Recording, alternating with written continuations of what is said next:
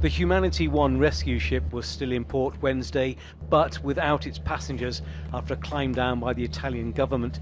250 people, mostly Africans, were finally allowed to disembark from the boat and a second vessel, the Birtley, after being stranded in the Sicilian port of Catania since Saturday.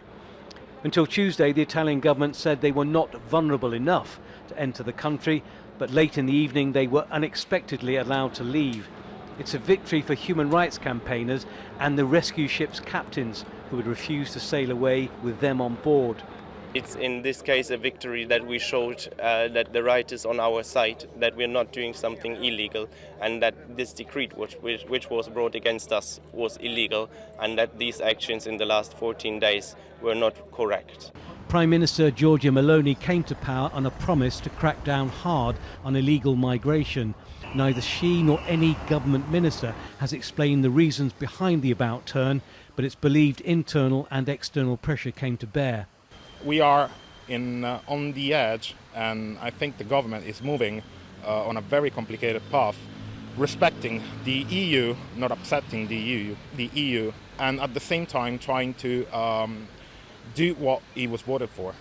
People aboard the Humanity One has started a hunger strike in a desperate bid to be admitted to the country.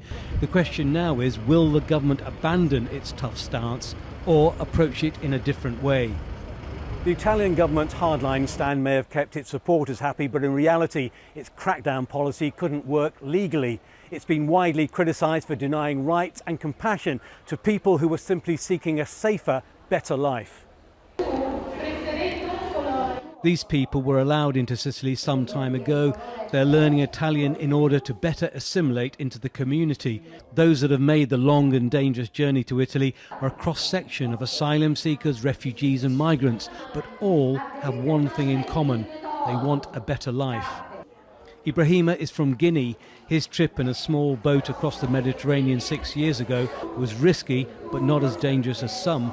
He now speaks excellent Italian and is grateful to Italy, but has concerns. More than one government. Some of them have helped people like me who have been here for a short time, and the current government doesn't help and makes life difficult. It's not right. A happy end for some, but looking out at the central Mediterranean, where more than 20,000 people have drowned making the perilous journey, you wonder how many more victims will the cruel seas of winter claim.